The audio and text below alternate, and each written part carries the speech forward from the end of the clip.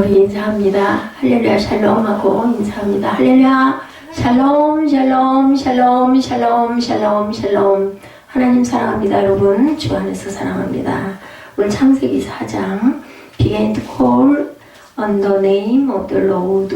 그때서야 비로소 사람들이 야훼 이름을 불렀더라. 우리 4장 26절 말씀이었죠. 우리 4장의 주요 구절들 잠깐 살펴보고 주석을 한번 보도록 합니다. 가인은 땅의 소산으로, 아벨은 자기도 양의 첫 새끼와 그 기름으로 드렸더니, 이렇게 4장 4절에 나타나 있습니다.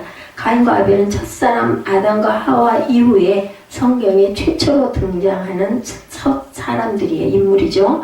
하나님 그들에 대해서 어떤 사건도 언급하지 않으시고 오직 그들이 드린 제사에 관해서만 말씀을 하셨죠. 이런 창조의 목적이 하나님께 제사 드리는 것임을 간접적으로 상징하고 있습니다. 아벨과 그의 제물은 받으셨으나 가인과 그의 제물은 받지 아니하셨다. 4절에서 5절에 그렇게 나타납니다. 예배는 우리의 삶과 우리의 예물을 드리는 것이고, 우리가 드리는 예배를 하나님께서는 다 받으시는 것이 아니라, 어때요? 가인의 제사를 연락하지 않으신 것처럼 받지 않으시는 예배가 있다는 것을 알게 합니다. 그래서 가인과 아벨의 제사, 성도는 하나님과 제사로 언약을 한 그러한 사람들이다라는 것입니다. 그리고 시편 50편 5절에 나의 성도들을 내 앞에 모으라. 그들은 제사로 나와 언약한 이들이니라. 이렇게 증거되어 있습니다. 예배는 삶과 예물을 드리는 것이다. 삶으로 우리가 예배를 드리기도 하죠. 그런데 예물과 삶이 같아야 된다. 가인과 그 예물, 그리고 아벨과 그 예물, 왜 안 받았나? 삶과 물질이 있었는데 가인의 예물이 정성이 없었죠. 의례적으로 합니다. 악인의 제사는 하나님이 받지 아니하신다. 삶을 통해서 안 받으시는 예배입니다. 잠언 15장 8절에 악인의 제사는 야훼께서 미워하신다라고 나타나 있습니다. 그리고 요한일서 3장 12절에 가인같이 하지 말라. 그는 악한 자에게 속하여 그 아우를 죽였으니 어떤 이유로 죽였느냐? 자기의 행위는 악하고 그 아우의 행위는 의로움이라. 자기가 악했기 때문에 죽였다는 거죠. 그리고 또 더러운 예물, 물질이죠. 받지 아니하신다. 말라기 1장 6절에서 10절이죠. 너희가 눈먼 희생제물을 바치는 것이 저는 것, 병든 것을 드리는 것이 어찌 악하지 아니하냐? 너희가 손으로 드리는 것을 받지도 아니하시리라. 이렇게 말씀합니다. 그리고 히브리서 11장 4절에 믿음으로 아벨은 가인보다 더 나은 제사를 하나님께 드림으로 의로운 자라 하시는 증거를 얻었으니 하나님이 그 예물에 대하여 증언하시니라. 이렇게 나타나 있습니다. 가인이 몹시 분하여 안색이 변했다라고 하죠. 4장 5절에 예배를 하나님께서 받지 않으실 때 나타나는 현상입니다. 우리가 예배를 드리고 마음이 기쁜가? 아니면 마음이 오히려 더 힘들고 지겹고 어려운가? 이걸 보면은 우리가 기쁜 연락되는 예배인지 아닌지를 알 수가 있다는 거죠. 기쁨이 샘솟는가를 통해서 나의 예배를 받아주셨는지, 그 예배를 우리 안에 뭐가 성령이 오시니까 마음이 기쁘죠. 예배가 연락되면 생수를 공급받는다고 나타납니다. 요한복음 4장 10절에서 14절에 내가 주는 물을 마시는 자는 영원히 목마르지 아니하리니 내가 주는 물은 그 속에서 영생하도록 솟아나는 샘물이 되리라. 혈의 기쁨을 이렇게 주십니다. 에스겔 47장 1절에서 12절에도 그 물이 성소를 통하여 나옵니다. 이렇게 증거하죠. 선을 행하면 어찌 낯을 듣지 못하겠느냐. 그러죠. 7절에 성경에서 선은 창조의 목적을 말합니다. 곧 율법을 지켜 행하는 것. 에베소서 2장 10절이죠. 그리고 로마서 7장 12절에 따라서 본절은 가인의 삶이 악하였기 때문에 요한일서 3장 12절에 하나님께서 그의 예배를 받아주지 아니하셨음을 간접적으로 보여준다. 요한일서 3장 12절 볼까요? 가인같이 하지 말라. 그는 악한 자에게 속하여 그 아우를 죽였으니 어떤 이유로 죽였느냐? 자기의 행위는 악하고 그 아우의 행위는 의로움이라. 이렇게 증거하고 있습니다. 그리고 4장 8절에 가인이 그 아우 아벨을 쳐 죽이니라 하죠. 가인은 하나님께서 자기 예배를 받아주시 않은 것을 알고 분을 내죠. 이때 돌이켜 죄를 다스려야 했지만 그렇게 하지 않고 결국 아우 아벨을 죽이고 맙니다. 마찬가지로 예배를 드리는 후에 마음에 분이 일어난다면 하나님께서 나의 예배를 받지 아니하셨다는 것을 깨달아 우리 마음밭을 다스려야 되겠죠. 그렇지 않으면 교회나 주의 종을 비방하는 등 가인과 같이 의인을 죽이는 삶을 살게 되고 입으로라도 그런 걸 쏟아붓게 됩니다. 가인이 야훼 앞을 떠나서 4장 16절이죠. 가인은 하나님께서 예배를 받아주지 않으셨음에도 돌이키지 않고 오히려 동생 아벨을 죽임으로 인해 하나님 앞에서 쫓겨나 믿지 않는 자의 조상이 되었죠. 이와 같이 예배를 받아주지 않는다 해도 돌이키지 않으면 마지막 날에 심판을 받게 된다는 겁니다. 유다서 1장 11절입니다. 화 있을진저 이 사람들이여 가인의 길에 행하였다 이렇게 얘기하고 있죠. 그래서 4장의 중요한 요절들 우리 한번 살펴봤습니다. 우리 이제 그 구절들을 읽어보면서 그 깊은 뜻을 묵상해 보도록 합니다. 가인과 아벨이죠. 1절에 나타납니다.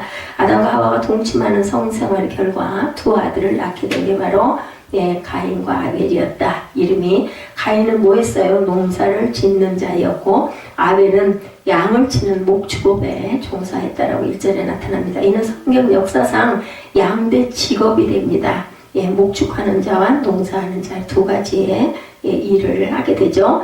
즉 최초의 인류가 낳은 두 아들은 농경과 유목이라는 구분의 직업이 탄생을 하죠. 그 이후에 전개될 인간 중심의 세속 문화와 하나님을 중심으로 하는 종교 문화의 출현을 또한 예고하고 있다. 아담의 첫 아들 가인에 대해서 창세기 4장 1절이죠. 아담이 그의 아내 하와와 동침하며 하와가 임신하여 가인을 낳고 이르되 내가 야훼로 말미암아 등남하였다 하니라. 이렇게 증거합니다. 가인과 아벨의 직업에 대해서 2절에 나타났습니다. 그가 또 가인의 아와 아벨을 낳았는데 아벨은 양치는 자였고 가인은 농사하는 자였더라. 제사드림에 대해서 3절과 4절에 제일 먼저 나타나게 제사죠. 아들 사람 아담과 하와 이후에 첫 번째 사람이 할 일은 제사였습니다. 아담과 하와가 범죄하고 에덴 동산에서 쫓겨난 후에 그들 가정에 두 아들이 태어났어요. 범죄하여 나원에서 추방된 인간이 하나님을 만나기 위해서 제사를 드리기 시작한 것은 가인과 아벨부터였다. 처음부터였어요. 그죠?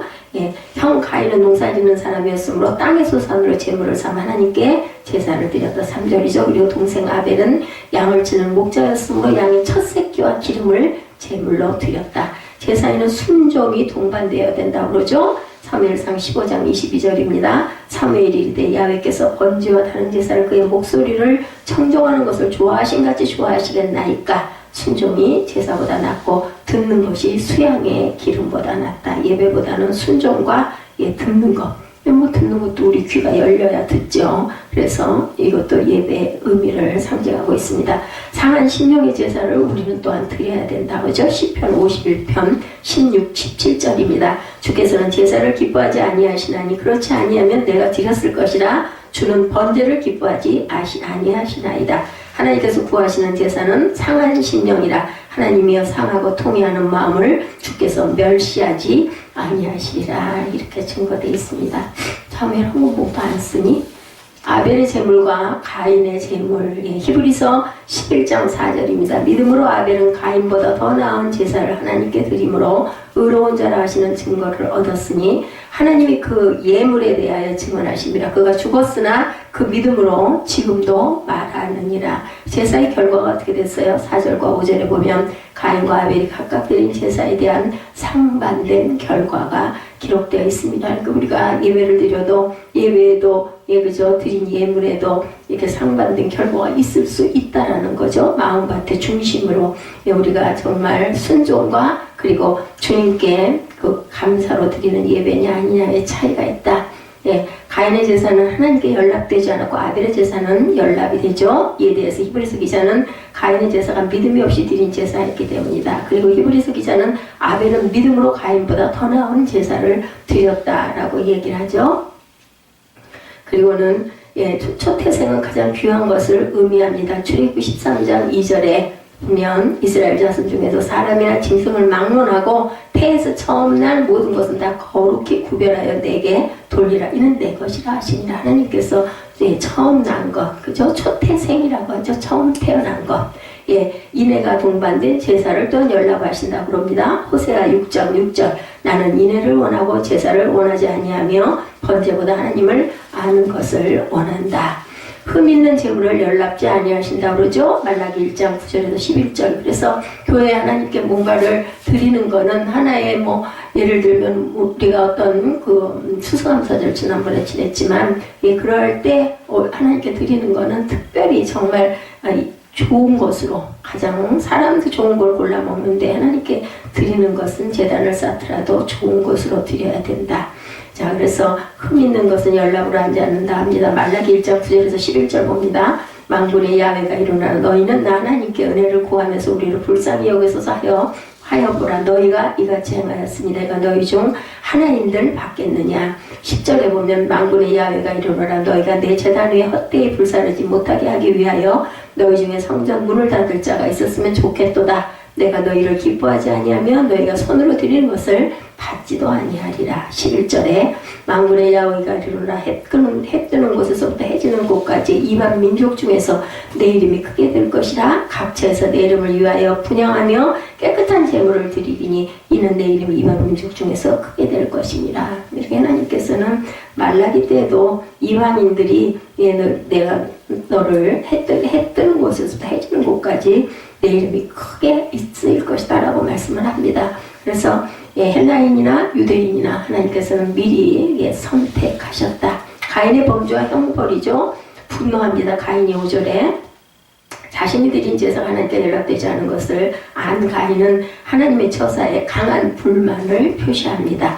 이러한 가인에 대해 하나님은 내가 분하여 하면 어쩌미뇨 안색이 변하면 어쩌미뇨라고 책망을 하십니다. 하나님이 책망하시는 방법 중에 하나는 물어보시죠. 항상 너 어디니 아시면서도 물어보고 여기서도 보면 너 왜 그렇게 분해 이게 아니라 왜 그러니 이렇게 묻는 거예요. 안색이 변하는 거는 왜 안색이 변하니 뭘까요? 제가 생각할 때는 하나님 기회를 주시는구나. 깨달아 알게 그죠? 이렇게 막 직접적으로 우리들처럼 막 화를 내면서 야단을 치는 게 아니라 너 어디 있니? 이렇게 물어보시는 거예요. 하나님이 이 책망을 회개해야 함에도 불구하고 오히려 분노하고 반항하는 가인을 지적하고 회개를 촉구한다는 뜻을 나타내고 있습니다. 분노는 어리석음의 소치라고 잠언 12장 16절에 나타나 있습니다. 잠언 12장 16절 좀 찾아서 읽어주실래요? 제가 이걸 안 찾았네요. 분노는 어리석음의 소치다. 잠언 12장 16절. 미련한 자는 당장 분노를 나타내거니와 슬기로운 자는 수욕을 참느니라. 슬기로운 자는 참느니라. 그래서 우리나라 속담에도 있죠. 참을인자 세 개를 쓰면 사람을 살린다고 하죠. 슬기로운 자는 잘 참을 줄 알아야 된다. 투기와 분노에 대해서 창세기 30장 1, 2절에 증거합니다. 라헬이 자기가 야곱에게서 아들을 낳지 못함을 보고 그의 언니를 시기하여 야곱에게 이르되 내게 자식을 낳게 하라. 그렇지 아니하면 내가 죽겠노라. 음장을 놓죠.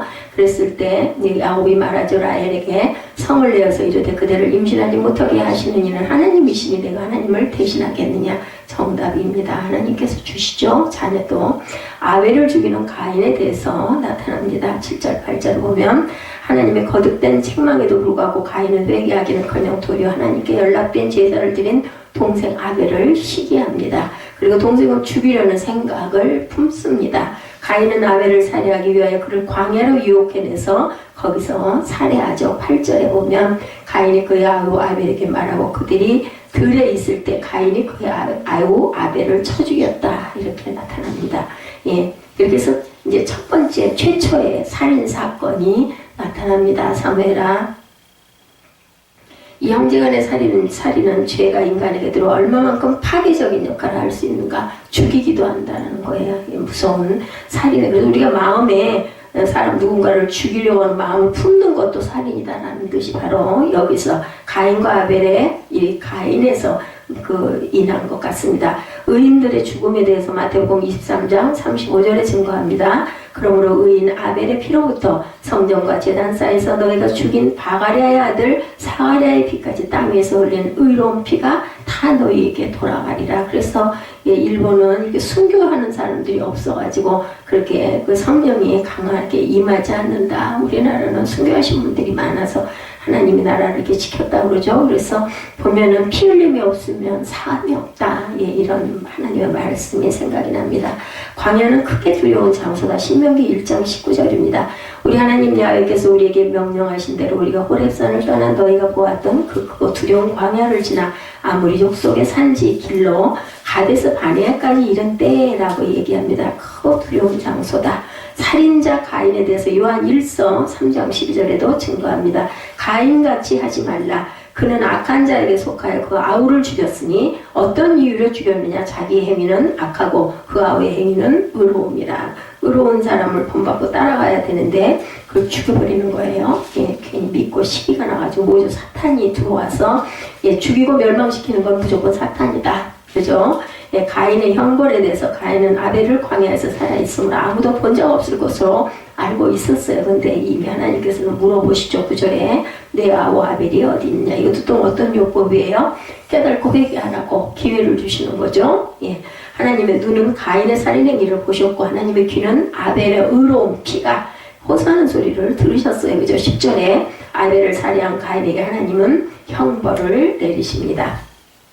11절에 보면 형벌, 첫째 형벌은 땅에서 저주를 받아 땅이 그에게 아무런 은혜를 주지 못하도록 하시겠다. 11절에 나타나죠. 땅이 그 입을 벌려 내 손에서부터 내 아우의 피를 받았은지 내가 땅에서 저주를 받으니 12절에 내가 밭을 갈아도 땅에 다시는 효력을 내게 주지 아니할 것이요 너는 땅에서 피하며 유리하는 자가 막 돌아다니는 떠돌이가 된다는 거죠. 그래도 이제 가인이 항의를 하죠. 이렇게 유리하는 자가 되겠다. 즉 가인의 범죄는 그의 삶을 황폐한 삶을 어느 곳에 정착해서 복을 이루고 살 수가 없는 그러한 상황이 되어버립니다. 그랬더니 이제 호소합니다. 내가 무엇을 하였느냐. 내 아우의 핏소리가 땅에서 내게 호소한다. 그랬더니 13절에 가인이 야훼께 아뢰죠. 내 죄벌이 지기가 너무 어떻게 삽니까? 한탄을 하는 거죠. 주께서 오늘 이 침에서 나를 쫓아내시온즉 내가 주의 낯을 내없지 못하리니 내가 땅에서 피하며 유리하는 자가 될지라 무릇 나를 만나는 자가 나를 죽이겠나이다. 그런데 하나님께서 긍휼을 베푸시죠. 이르시되 그렇지 않다. 가인을 죽이는 자는 벌을 7배나 받으리라 하시고 가인에게 표를 주사 그를 만나는 모든 사람에게 죽음을 면하게 하시니라. 하나님께서는 이렇게 긍휼히 하나님. 그래서 우리도 하나님께서 살리셨다라는 것을 알 수가 있습니다. 이 내용으로도 보면. 그래서 형제 살인에 대해서 아주 죄라고 말씀을 하시죠. 요한일서 3장 11, 12절에 우리는 서로 사랑할지니 이는 너희가 처음부터 들은 소식이라. 12절에 가인같이 하지 말라. 그는 악한 자에게 속하여 아우를 죽였으니 어떤 이유로 죽였느냐. 자기 행위는 악하고 그 아우의 행위는 의로움이라. 죽일 이유가 전혀 아닌데 죽인 걸 우리는 지금 보는데 우리도 그럴 때가 너무나 많습니다. 패역한 자들의 행위에 대해서 유다서 1장 11절에 화 있을진저 이 사람들이여 가인의 길에 행하였으므로 삭슬 위하여 발람의 어그러진 길로 몰려갔으며 고라의 패역을 따라 멸망을 받았도다. 이렇게 나타납니다. 하나님이 위로하죠. 아벨 대신 새 아들을 주시는 사건으로 위로를 주시는 하나님입니다. 사무엘아 뒤에 거기에 온풍이 좀 틀어. 좀 이따 꺼라. 내가 사인하면 아벨 대신 새 아들을 주시죠. 25절에 보니까 나타납니다. 25절 보면 아담이 다시 자기 아내와 동침하며 그가 아들을 낳아 그 이름을 셋이라 하였으니 하나님이 내게 가인이 죽인 아벨 대신에 다른 씨를 주셨다 하며 셋도 아들을 낳고 그 이름을 에노스라 하였으며 그때 사람들이 비로소 야훼 이름을 불렀더라. 이렇게 증거되고 있습니다. 이렇게 하나님께서 미워하시는 하나님입니다. 우리는 여기서 하나님은 치셨을지라도 또한 다시 싸매주시는 분이다. 여기에 대해서는 욥기 5장 18절에 호세아 6장 1절에도 증거합니다. 택하신 자들의 한을 풀어주시는 분임을 우리가 알 수가 있다. 아담의 첫 번째 아들이죠. 창세기 4장 25절에 아담이 다시 자기 아내와 동침하며 그가 아들을 낳아 그 이름을 셋이라 하였으니 이는 하나님이 내게 가인이 죽인 아벨 대신에 다른 씨를 주셨다 함이며 그리스도의 조상이 이제 나타납니다. 누가복음 3장 38절에 그 위는 에노스요 그 위는 셋이요 그 위는 아담이요 그 위는 하나님이시라. 그리스도의 조상이라고 이렇게 해서 소망을 주시는 하나님입니다. 가인의 제사 실패와 아벨의 살해로 인한 하나님의 저주는 아담의 가정에 신앙의 위기를 가져옵니다. 이러한 아담의 가정에 죽은 아벨을 대신해서 셋을 주신 것은 아담 가정에 새로운 소망을 갖게 했으며 하나님께 대한 새로운 안식을 갖도록 했다. 아담 부부는 하나님께 대한 믿음과 언약에 대한 소망을 잃지 않았고 더 나아가 셋을 통해 새로운 신앙의 활기를 되찾게 된다. 그래서 우리 삶에 고난이 오고 절망이 온다 하더라도 하나님께서는 다시 우리를 일으키시는 하나님이심을 우리가 압니다.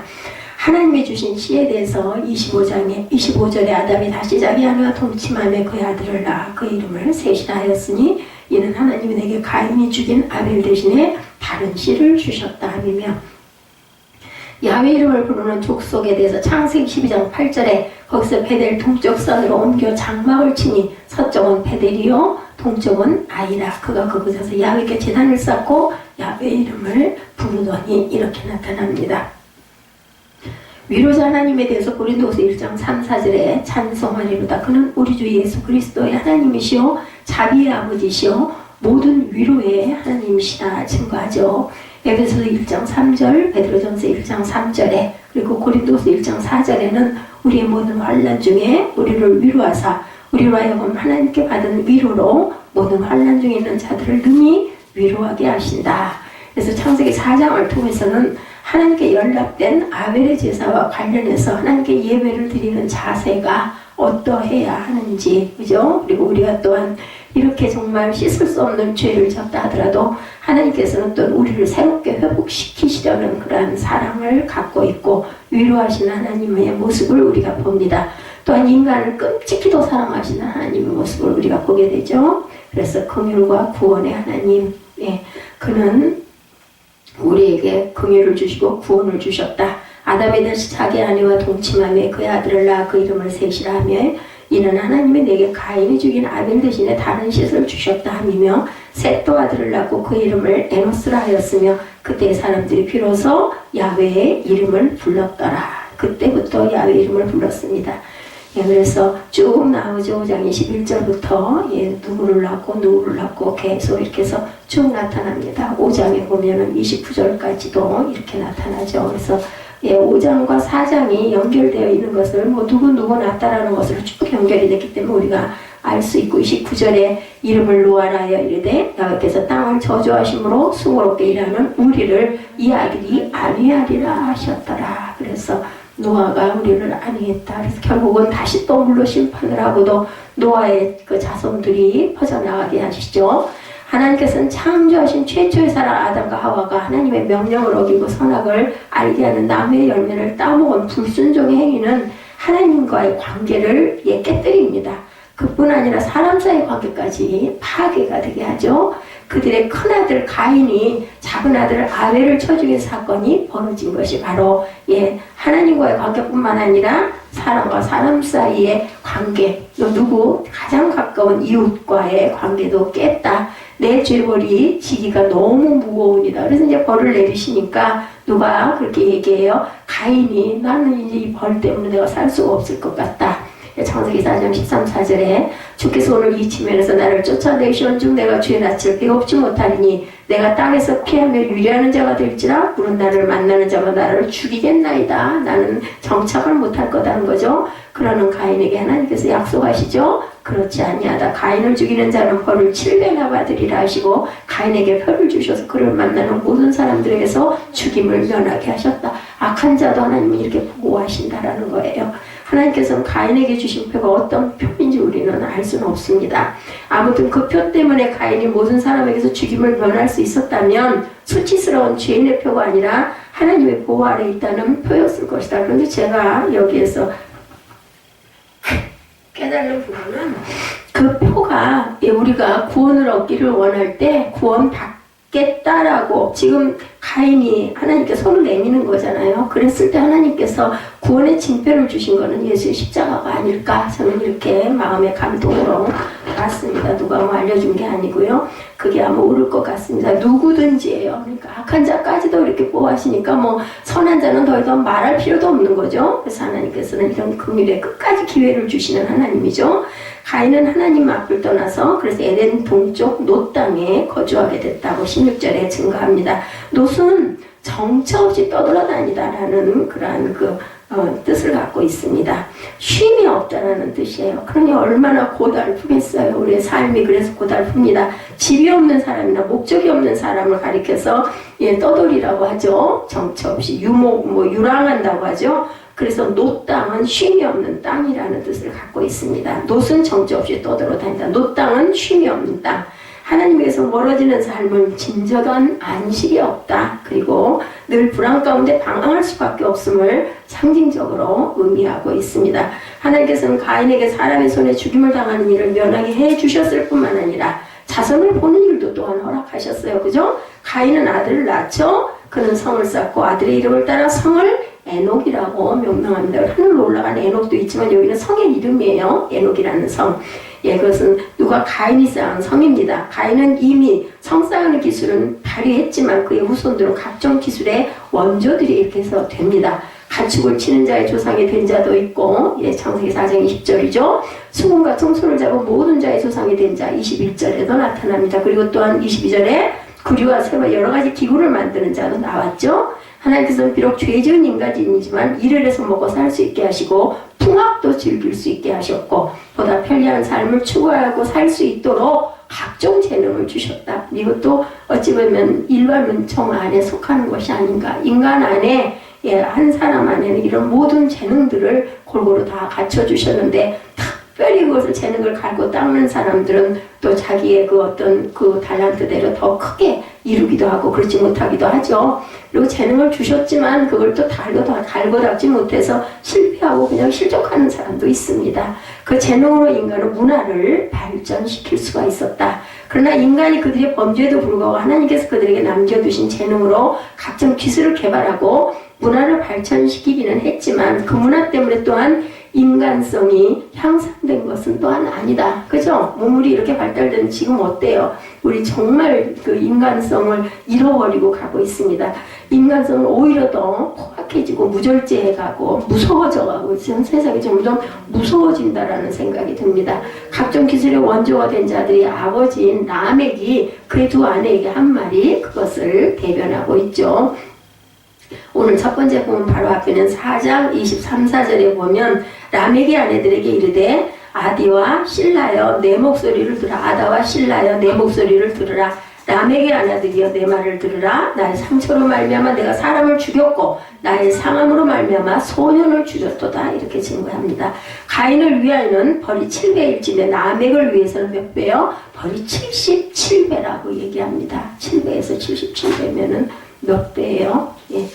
그렇게 얘기합니다. 자기에게 상처를 입힌 자를 아예 죽여버렸다라는 거죠. 이 라멕에게서 우리는 인간의 신성이 얼마나 포악해졌는지를 봅니다. 사람의 생명에 대한 존중심이 사라졌고 하나님에 대한 경외심도 전혀 없고 오만함이 가득함을 우리가 목격을 하는데 지금 우리의 삶이 점점 이렇게 이쪽으로 향해서 가고 있습니다. 스스로 복수하려는 마음 그리고 자기 마음대로 엄청나게 가혹하게 복수하려는 생각 범죄도 너무너무 악해져 가고 있죠. 가인이 가졌던 두려움과 너무나 대조적인 교만이 가인 때고 가인보다 더 심해져 가고 있다. 근데 하나님께서는 인간의 신성이 이렇듯 포악해져 가는 것을 바라보고만 계시지는 않는다라는 겁니다.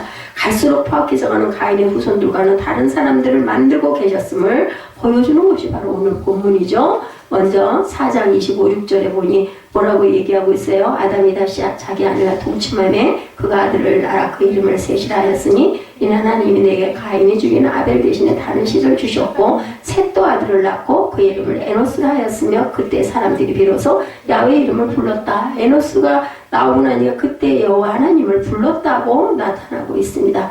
하나님이 내게 가인이 죽인 아들 대신에 다른 씨를 주셨고 셋도 아들을 낳고 그 이름을 에노스라 했고 그때 사람들이 비로소 야훼 이름을 불렀더라. 하나님께서는 아담과 하와를 통해 아벨을 대신할 아들이 태어나게 하셨고 그 아들이 또 낳은 다른 에노스가 태어났을 때는 사람들이 하나님의 이름을 부르기 시작했다는 거. 오히려 에노스는 아담과 마찬가지로 사람들이라는 뜻을 갖고 있습니다. 사람이 하나님을 부른 거예요. 사람들이. 그죠? 예. 그리고 하나님의 이름을 불렀다는 것은 하나님께 기도했다라는 거죠. 간구했다라는 거고 찬양했다라는 뜻을 갖고 있습니다. 하나님의 이름을 부르는 것, 그에게 기도하는 것, 간구하는 것은 하나님과의 관계가 유지되고 있음을 말하죠. 사람들이 하나님을 불렀다는 것은 하나님께서 그들에게 당신의 이름을 가르쳐 주셨음을 또한 그러니까 가르쳐 줬으니까 알죠. 어떻게 알겠어요. 그죠? 자기 이름을 가르쳐 준다는 것은 교제를 이어가고 있고 원하신다는 하나님의 그 뜻을 나타내십니다. 하나님 하나님께서는 비록 죄 지은 사람이라 할지라도 그들을 완전히 포기하지 아니하시고 의인은 없나니 하나도 없지만 하나님께서는 순종하고 고개 숙이고 찾아오는 자들에게는 이렇게 어떻게 의롭다 칭함을 주신다라는 거죠. 그리고 예배받기를 원한다. 그들과 관계를 유지하기 원하심을 보여줍니다. 그래서 적어도 하나님과의 관계에서 의미 있는 진전으로 우리는 받아들일 수가 있는데 에노스 때 이러한 의미 있는 진전은 그의 몇 대 후손인 에녹에 와서 놀라운 결실을 보게 되죠. 우리가 알죠? 죽지 않고 하늘로 올라간 에녹입니다. 사람 중에 오늘의 두 번째 본문 중에서 21절에서 24절에 에녹에 대한 그 기술이 나와 있습니다. 21절에서 5장 21절에서 24절을 잠깐 볼까요?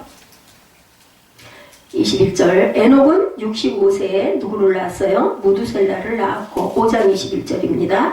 무두셀라를 낳은 후 300년을 하나님과 동행하며 자녀를 낳았으며 그는 365세를 살았더라 이렇게 나타납니다. 에녹이 하나님과 동행하다니 하나님이 그를 데려가심으로 세상에 있지 아니하더라. 죽었다는 뜻은 없습니다. 데려가셨다라고 나옵니다. 이 기술 가운데 우리는 세 가지 사실을 깨달아 알 수가 있습니다. 첫째는 무두셀라를 낳았다. 무두셀라는 어떤 사람이에요? 인류 인물 가운데 최장수, 그죠? 969년을 산 사람입니다. 본문 27절에 5장 27절에 나타났습니다. 둘째는 그가 하나님과 동행했다라고 나오죠. 하나님과 동행했다는 말은 히브리서 11장에서 여러 믿음의 선진들을 열거하는 가운데 에녹에 대해서 언급합니다. 히브리서 11장에 보면 믿음으로 에녹은 죽음을 보지 않고 옮겨졌으니 하나님이 그를 옮기심으로 다시 보이지 아니하였는 하나님이 데려가셨어요.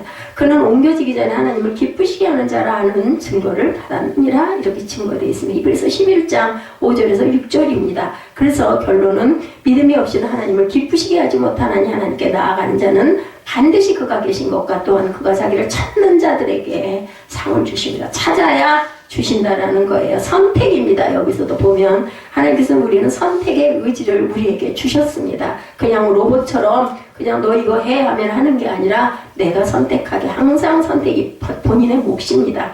그래서 셋째는 하나님이 그를 데려가심으로 세상에 있지 아니하였다라는 것인데 이 말의 뜻은 그 히브리서 11장 5절에서 나타난 대로 믿음으로 에녹은 죽음을 보지 않고 옮겨졌으니 하나님이 그를 옮기심으로 다시 보이지 아니하였다는 것과 같은 뜻을 갖고 있습니다. 아담과 하와의 범죄로 죽어야 하게 되고 흙으로 돌아가야 하게 된 인간이지만 죽음을 보지 않는 역사가 처음으로 이루어지고 있죠. 이것은 인간을 긍휼히 여기시고 구원하시는 하나님의 의지를 분명하게 드러내시고 사람에게 죽음을 이기는 구원의 희망을 갖게 하는 상징적이고 예표적인 사건으로 볼 수가 있죠. 우리가 어때요? 예수의 구원을 받고 나면 우리의 그 죽은 다음에 부활로 영생을 받게 되죠. 같은 뜻을 갖고 있습니다. 에녹의 아들인 무두셀라가 거의 1000년에 가까운 969년을 살았다는 것은 에녹이 보여준 그런 믿음의 하나님께서는 영생의 복으로 응답하실 것을 상징적으로 보여주신 것이라고 생각할 수가 있는데 인간의 죄를 결코 그냥 내버려두지 아니하시고 끝까지 인간을 사랑하시고 구원하시는 하나님을 보여주는 사례가 바로 이 노아다. 그래서 28, 9절에 노아를 언급하죠. 28절 9절 5장 28, 9절 한번 볼까요?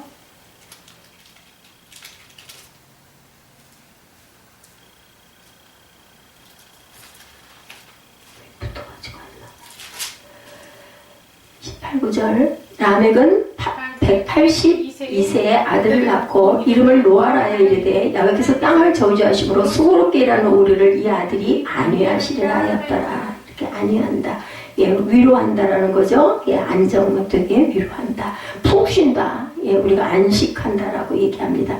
푹 쉰다는 뜻의 히브리어 발음과 비슷해요. 그래서 가인이 쉼이 없다는 뜻의 노시라는 땅에서 살게 된 것과 대조되는 안위하시는 그러한 그 안위함을 노아에게 주십니다.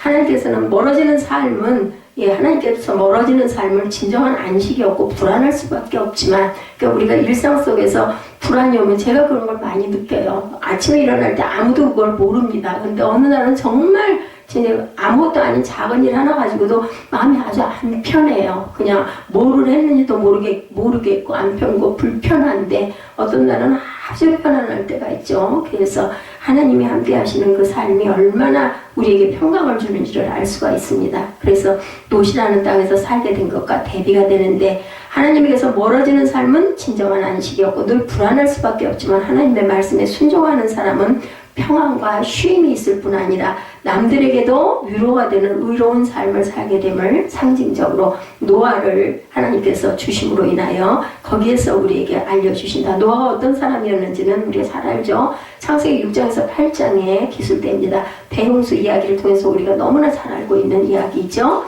여기서 일단 히브리서 17장 7절의 말씀을 한번 봅니다. 믿음으로 노아는 아직 보이지 않는 일에 경고하심을 받아 경영함으로 방주를 준비하여 그 집을 구원하였으니 이로 말미암아 세상을 정죄하고 믿음을 따르는 의의 상속자가 되었느니라. 이 노아에 대해서는 우리가 너무나 잘 알죠. 노아 때는 비가 없었어요. 그런데 뭐 몇 년, 10년이 아니라 거의 120년, 준비기간까지 합해서 120년, 직접 방주를 지은 기간이 7, 80년으로 정확하게 나타나 있습니다. 노아 또한 이런 믿음의 사람이었다. 세상 사람 누구도 온 땅을 덮어버리고 모든 생명을 땅에서 쓸어버릴 대홍수가 일어나리라고는, 아니 비가 없었으니까 그걸 아무도 이해 납득을 할 수가 없잖아요. 우리는 지금 알기 때문에 홍수가 난다는 걸 알지만 그때는 그런 게 없었다는 거죠. 비가 없었다는 거. 노아는 비록 그의 눈에 보이지 않았지만 하나님의 경고하신 그 말씀이기에 그것을 경외함으로 듣고 순종해서 방주를 만들었다는 게 중요하다. 이 선택이에요. 노아는 선택을 합니다. 세상을 따라가지 않는 많은 다수가 아니에요. 오직 한 명이 순종을 해서 그 씨가 우리 그 후손들이 됐다라는 거죠. 하나님께서는 그 믿음을 보시고 부패와 포악함으로 가득한 땅, 창세기 6장 11절을 보면 대홍수로 완전히 쓸어버리시면서 노아의 가족은 안전하게 살리시는 구원의 역사를 보여줬다. 그때도 배를 지으면서 사이사이 나가가지고 계속 외치죠. 방주로 오라고. 여기 물로 심판을 하리라고 다들 미쳤다고 웃었죠. 이렇게 죄 지은 우리 인간에게 놀라운 긍휼을 베푸시는 하나님을 경외하고 찬양하며 그를 사랑하고 그에게 온전한 감사와 신뢰와 순종의 삶을 드리기를 다짐하는 저와 여러분들이 이 말씀을 통해서 노아를 바라보면서 우리는 다시 한번 깨닫고 다짐을 하고 가야 되겠다. 그래서 오늘 본문을 통해서 우리는 다시 한번 긍휼과 구원의 하나님을 알게 되죠. 하나님은 비록 죄 지은 아담과 하와지만 그들에게 가죽옷을 지어 입히신 긍휼의 하나님 3장에서 있었죠. 21절에 제 손으로 아우를 쳐 죽인 가인이지만 두려움에 떠는 그를 다른 사람들의 손에 죽임을 당하지 않도록 7배나 더하리라 해가지고 표를 주셔서 긍휼의 하나님 십자가의 의미 도입니다. 그 죄인의 자손들에게도 일해서 먹고 살 수 있고 풍악도 즐길 수 있고 보다 편리한 삶을 추구할 수 있도록 각종 재능도 베풀어 주신 하나님, 그 은혜로 우리 인간은 이런 놀라운 기술과 예술과 학문 등 찬란한 문화를 발전시켜서 오늘날까지 이어오고 있습니다. 근데 이런 문화의 발전은 결코 인간을 개조하지는 못한다. 완전한 선한 사람을 만들지는 못하죠. 오늘날의 기술의 발전은 정말 놀라울 정도로, 정말 정신이 아득할 정도로, 제가 한 10년 전에 그런 생각을 해요. 도대체 세상이 어찌 그렇게 빨리 변해가는지 따라갈 수가 없구나 하는 생각을 제가 했습니다. 그로 인해서 생활의 편리함은 천지개벽이라도 할 수 있을 정도로 뭐 불가능이 없어요. 그런데 인간의 심성은 거꾸로 가고 있습니다. 그럴수록 편리한 세상이 되면 더 여유롭게 잘들 살아야 되는데 점점 더 급해지고 포악해지고 사회의 모습은 갈수록 피폐해지고 인간성을 잃어버리고 가고 있죠.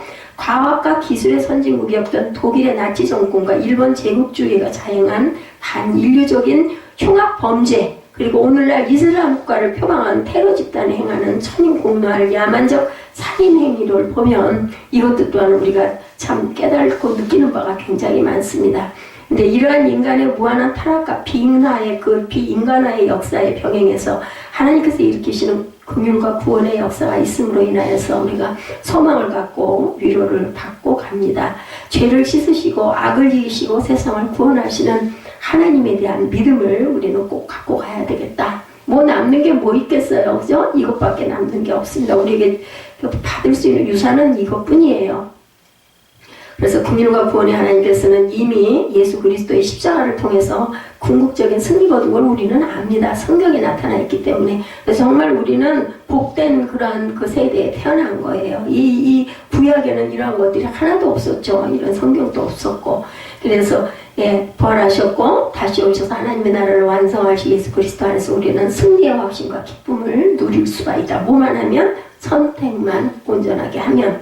비록 지금 우리가 살고 있는 이 시대가, 이 사회가 불합리하고 또 정말 깜깜해 보이고 불의하고 악의 세력이 아무리 강한 것 같아 보이더라도 전능하신 긍휼과 구원의 하나님을 믿는 믿음으로 우리가 정말 당당하게 담대하게 살아내시는 저와 여러분 되시기를 주님의 이름으로 축복합니다. 우리 결단 찬양하시고 축도로 예배를 마치도록